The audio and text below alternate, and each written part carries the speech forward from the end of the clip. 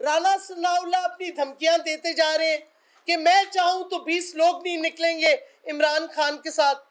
او پاگل شخص ہے رانا ثناءاللہ, قاتل ہو تم, ماڈل ٹاؤن کے قاتل ہو. اس نے عابد شریلی کے والد نے کہا تم نے 18 قتل اور کیے ہوئے. تم کون ہوتے ہو دھمکیاں دینے والے؟ قوم کھڑی ہے عمران خان کے ساتھ, تم روک سکتے ہو قوم کو؟ آ کے دکھاؤ کیسے روکو گے. ایک شخص کو نہیں تم روک سکتے اپنے گھر سے نکلنے کے لیے, سارے آئیں گے کال پہ. اور تمہاری جرت کیسی ہوئی, چور قاتل ہو تم, کہ ہمیں تھریٹ دے رہے ہو. یہ تھریٹس میں کوئی معنی نہیں ہے, کوئی وزن نہیں ہے. تم بولتے جاؤ جو بولنا ہے, تمہارے پیچھے کوئی نہیں ہے. جو وہ انویزیبل کلوک تم سمجھتے ہو تمہیں پروٹیکٹ کر رہی ہے, وہ بھی نہیں رہے گی تمہارے پیچھے عنقریب, کیونکہ سب کو پتا چل گیا ہے, نیوٹرلز کو بھی پتا چل گیا ہے کتنی بڑی غلطی کی ہے امریکہ کی سازش رجیم چینج کی جو انہوں نے کامیاب کی ہے. آپ اندازہ کریں جو کانوکٹ ہے وہ جھوٹی مریم نواز, اس کو آپ پورا رینجرز کی وی آئی پی اسٹیٹ لیول سیکیورٹی دے رہے ہیں. اور جو سابق وزیر اعظم ہے عمران خان, اس کی سیکیورٹی آپ نے ہٹا دی ہے, اور حکومت کی طرف سے خط گیا ہے پارٹی کو کہ آپ کو یہ قدم لینے چاہیے ان کی سیکیورٹی کے, لیکن ہم نہیں دیں گے سیکیورٹی. آپ اپنی عمران خان کی سیکیورٹی کا خود فیصلہ کریں, بس ایک پولیس کی گاڑی بس صرف دیں گے. تو آپ اندازہ لگائیں یہ سازش کس لیے ہوئی کہ ان چوروں کو, کانوکٹس کو سیکیورٹی دی جائے, یہ ٹیکس پیئر کے پیسے پہ. دوسرا نتیجہ کیا ہوا, ان چوروں کو لا کے پہلی کوشش کی گئی کہ ایف آئی اے میں جتنے ان کے منی لانڈرنگ کے کیسز تھے وہ سارے ختم کیے جائیں تاکہ ان کو کلین چٹ مل جائے, وائٹ واش کیا جائے. جو پیسہ چوری کیا قوم کا, جو منی لانڈرنگ کی, سارا اپنے پاس رکھیں اور معاف کر دیا جائے. یہ ایک اور سازش کا رزلٹ ہے. کیا ہوا سازش کی وجہ سے؟ سازش ہوئی ہے اور اس کا آپ دیکھتے جا رہے ہیں. سب سے پہلے کیا کیا اس امپورٹڈ حکومت نے, ہندوستان سے تجارت کرنے کا ڈکلیئر کر دیا ہے, اور ٹریڈ آفیسر مشن میں اپوائنٹ کر رہے ہیں جو پاکستان کا مشن ہے دہلی میں. اب پھر کامرس منسٹری نے جواب دیا کہ نہیں جی کوئی ٹریڈ پہ ہم بدل نہیں رہے پالیسی, تو پھر یہ افسر کیوں اپوائنٹ ہو رہے؟ ہم نے ڈاؤن گریڈ کیے ہیں اپنے تعلقات ہندوستان کے ساتھ. تو اگر کامرس منسٹری کہہ رہی ہے کہ تجارت نہیں شروع ہوگی ہندوستان کے ساتھ, تو میرا سوال ہے کہ ٹریڈ آفیسر کیا نواز شریف اور شریف فیملی کی تجارت ہندوستان کے ساتھ اس لیے اس کو بھیجا جا رہا ہے, اس لیے اس کو پوسٹ کیا جا رہا ہے کہ نواز شریف اور اس کے خاندان کی تجارت انڈین بزنس مین سے ہو؟ یہ سوال بھی اٹھتا ہے. اور اگر یہ ہو رہا ہے اور ہندوستان کے ساتھ تجارت کر رہے ہیں, تو میرا سوال پھر اٹھتا ہے نیوٹرلز پہ کہ کیا یہ آپ کی پالیسی ہے کہ ہندوستان ظلم اور تشدد کرے, آکیوپائڈ جموں اینڈ کشمیر میں ظلم کرے مسلمانوں کے ساتھ ہندوستان میں, اور آپ تجارت کھولنا چاہ رہے ہیں؟ یا یہ شریف فیملی اپنی پرائیویٹ تجارت کھولنا چاہ رہی ہے ہندوستان کے ساتھ آفیشل اپوائنٹ کر کے ہماری ایمبیسی میں؟ اس سوال کا بھی جواب قوم کو چاہیے. پھر اسرائیل پہ آ جائیں. ایک پی ٹی وی کا امپلائی جو کہ سینسٹیو اداروں کے لیے بھی کام کرتا ہے, مجھے پتہ ہے کیونکہ کشمیر پہ میں نے اس کے ساتھ کام کیا ہوا ہے, وہ اسرائیل جاتا ہے, ایک سپوزڈلی پاک امریکن ڈیلیگیشن. یہ کس کی اجازت سے جاتا ہے؟ کیا یہ بھی سازش کا ایجنڈا ہے جو انفولڈ ہو رہا ہے کہ اسرائیل کے ساتھ ہم تعلقات کر لیں؟ اس کا جواب بھی ہمیں چاہیے اسٹیٹ سے, اسٹیبلشمنٹ سے. یہ کب پالیسی کی تبدیلی آئی؟ جو یہ کہتا ہے کہ سازش نہیں تھی, خدا کے واسطے فیکٹس اور ڈیٹا دیکھیں, سازش شروع ہو چکی تھی. اور جو کیا کہتے لاسٹ تھا وہ روس کا وزٹ تھا, وہ فائنل جسے کہتے ہیں ایک نیل تھا ان دا ہول سازش کی گیم.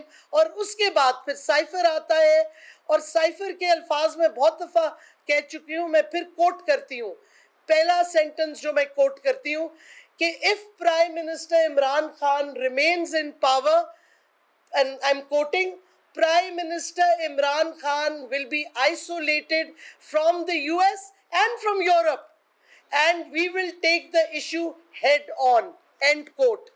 दूसरा quotation है, if however the vote of no confidence succeeds, और अभी ये टेबल भी नहीं हुआ था, then all will be forgiven, end quote.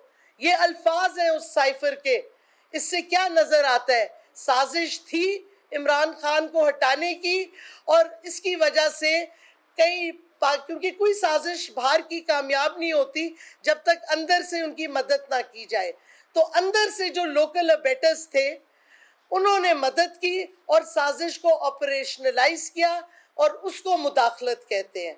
तो साजिश और मुदाखलत दोनों एक पूरे ग्रैंड प्लान का हिस्सा होती हैं. इस वास्ते वो जो कहते हैं कि नहीं होगी बातचीत, और अब मैं सवाल उठाती हूँ कि अब ये अखबारों में आ चुका है कि DGISI गए थे वाशिंगटन, और कहा जाता है कि वो बिलावल के विजिट से पहले गए थे, बट बिलावल तो फूड सिक्योरिटी की मीटिंग के लिए जा रहे हैं, उससे तो कोई ताल्लुक नहीं सिक्योरिटी का. तो क्या बेसिस की नेगोशिएशंस अब आगे बढ़ने लगी हैं? इसका सवाल भी कौम को चाहिए कि हम कितनी दूर तक अमेरिका के सामने घुटने टेकेंगे, कितनी दूर तक हम जाएंगे अमेरिका के एजेंडा को कामयाब करने के लिए गुलामी का पाकिस्तान में. ये सारे फैक्ट्स हैं. मैं कोई ऐसी इमेजिनेटिव स्टोरी नहीं आपको दे रही, मैंने आपको डॉट्स की कनेक्शन बताई है, कब क्या हुआ, कैसे हुआ, और किस तरह इमरान खान को हटाया गया एक साजिश के तहत, और वो भी जो अमेरिका की साजिश थी. और उसके बाद आप देखते चले जाएं किस तरह ये सारी चीज़ें होती जा रही हैं. और जो एक और चीज़ मैं कहना चाहूँगी, हैरानगी की बात है, हमारे आइन में है कि सेपरेशन ऑफ पावर्स और पार्लिमानी सुप्रीमेसी. तो मुझे तो नहीं समझ आती कि सुप्रीम कोर्ट कैसे दिन भी और वक्त भी देती है कि नेशनल असेंबली सेशन बुलाया जाए और वोट ऑफ नो कॉन्फिडेंस उसी वक्त उसी दिन किया जाए. ये आइन के खिलाफ वर्दी है कि नहीं? ये पार्लिमानी सुप्रीमेसी को ख़त्म करने की स्कीम है कि नहीं?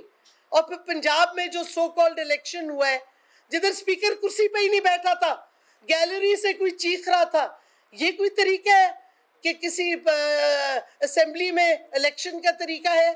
ये कैसे हो सकता है? तो आप सारी चीज़ें अगर देखें तो वाज़े है ये एक पूरी गुलामी की, रेजीम चेंज की साजिश है. और अनफॉर्चुनेटली साजिश वालों के लिए कौम खड़ी हो गई है, और कौम इमरान खान के पीछे खड़ी है. और इंशाल्लाह 20 के बाद जब खान साहब डेट देंगे तो ये जितने साजिशी हैं पाकिस्तान के अंदर, उनको समझ आ जाएगी कि जब कौम खड़ी हो जाती है तो कोई नहीं रोक सकता, कोई हमें गुलामी के रास्ते पे नहीं चला सकता.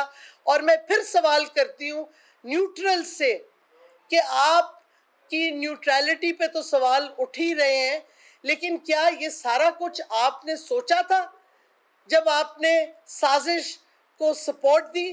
क्या आपने सोचा था मईशत की तबाही, कानून की खिलाफ वर्दी, पार्लिमान की सुप्रीमेसी ख़त्म, जमहूरियत की तबाही, ये सारी चीज़ें आपने सोची थी? क्योंकि जो शरीफ और ये जो चोरों का टोला है प्राइम मिनिस्टर का, इन्होंने तो अपना सोचा था कि अपनी सारी रिलीफ मिलेगी, इनके केसेस जो भी इनको सेंटेंसिंग होने वाली थी ये ख़त्म हो जाएंगे. लेकिन न्यूट्रल्स ने क्या सोचा था? क्या वजह थी कि एक डेमोक्रेटिकली इलेक्टेड हुकूमत के खिलाफ आपने साजिश कामयाब होने दी? ये सवाल कौम भी पूछ रही है, ये सवाल हम भी पूछ रहे हैं, और हमें इनके जवाब चाहिए. मुझे बताएं, ये सोचने वाली बात है कि 7 तारीख को साइफर आता है, 8 तारीख को टेबल होता है नो कॉन्फिडेंस, और एकदम से जो हमारी एलाइड पार्टीज थी वो सडनली, और हमें पता है उनके ताने बाने किधर मिलते हैं, वो सिंध हाउस की तरफ जाती हैं और अपोजिशन की तरफ, उस वक्त की अपोजिशन की तरफ जाती हैं. हमारे डिसिडेंट्स, एक हमारा जो माइनॉरिटीज़ का डिसिडेंट था वो तो किसी रेस्ट हाउस में रह रहा था जो कि न्यूट्रल्स का रेस्ट हाउस था. تو مطلب ہے کہ اب آگے اور بھی بہت سی باتیں ہیں جو ابھی میں نہیں کہنا چاہتی، لیکن سب کو پتہ ہے کہ نیوٹرل نہیں تھے، یا تو پھر آپ نے نیوٹرل کی ڈیفینیشن بدل دی ہوگی، لیکن کوئی نیوٹرل نہیں ہے اس میں۔ اور سوال اور بھی اٹھتا ہے، کوئی نیوٹرل رہ سکتا ہے جب وہ دیکھتا ہے ملک کی تباہی ہو رہی ہے، جب ایک بیرونی سازش ہو رہی ہے، تو پھر نیوٹرل کوئی رہ سکتا ہے؟ یہ سیاست کا ایشو ہے ہی نہیں، یہ بیرونی سازش کا حصہ ہے، امریکہ کی سازش کا حصہ ہے۔ تو جو ملک کے ادارے ہیں وہ ایسی سازش میں نیوٹرل رہ بھی سکتے ہیں؟ یہ پاکستان کی نیشنل سیکیورٹی، پاکستان کی سوورینٹی کا ایشو ہے۔ تو مجھے آپ بتائیں کہ یہ نیوٹرلٹی اس میں کدھر آتی ہے؟